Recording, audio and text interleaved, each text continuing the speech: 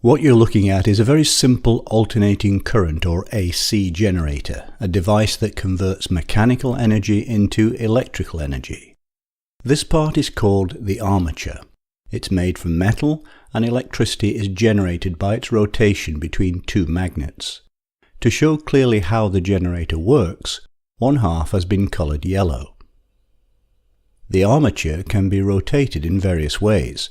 For example, using pressurized steam, as in a power plant, a flow of water from a dam, or a flow of air from a wind turbine. These parts are called slip rings. They are also made of metal and are connected to the armature. The slip rings and the armature rotate together. The rings are connected to brushes made from carbon. The brushes make contact with the rings as the rings rotate, so they provide an electron flow within the system. In order to determine the magnitude and direction of current, a galvanometer is attached. When the armature starts to rotate, an electric current is formed. This is because the magnetic flux changes over time. Magnetic flux is a measurement of the total magnetic field that passes through a surface. Notice that electric current is formed not because of the magnetic flux, but because of a change of flux. Magnetic flux might be non-zero, but if the rate of change of the flux is zero, there won't be a current. Formation of electric current depends on the change of flux, which can be calculated by this formula. If the angle between the area vector and the magnetic field is zero, the rate of change of the flux is zero. When the armature is parallel to the magnets, the rate of change of flux is zero, so that no electricity is generated. But as the armature rotates, the magnetic flux starts to change. Electrons in the armature start to flow, and an electric current is formed.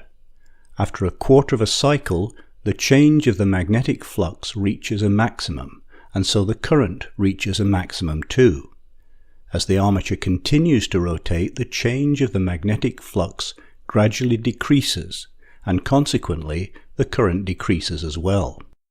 When the yellow armature part reaches the bottom, the armature is parallel to the magnets, and because the change of magnetic flux is zero at this point, the current is zero as well. Up to this stage, according to Fleming's right-hand rule, the current's direction is inward.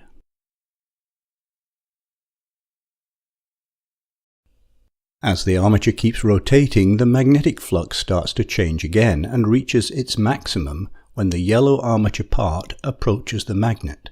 As the armature rotates further, the change of the magnetic flux decreases until it becomes zero and the cycle is completed. Between half and complete cycle, Fleming's right-hand rule indicates that the direction of current is outward.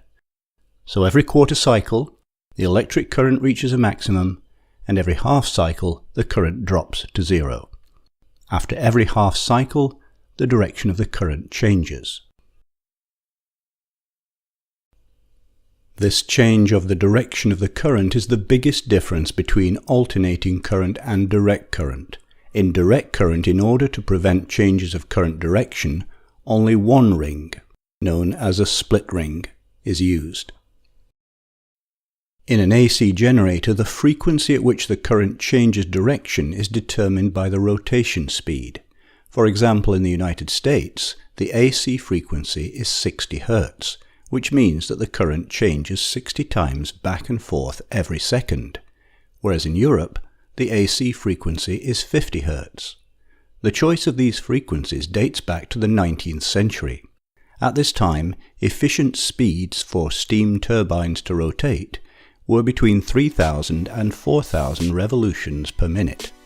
In Europe, 3,000 RPM generators began to be used, which generate 50 Hz frequencies, whereas in the US, 3,600 RPM generators were used, which generate a frequency of 60 Hz.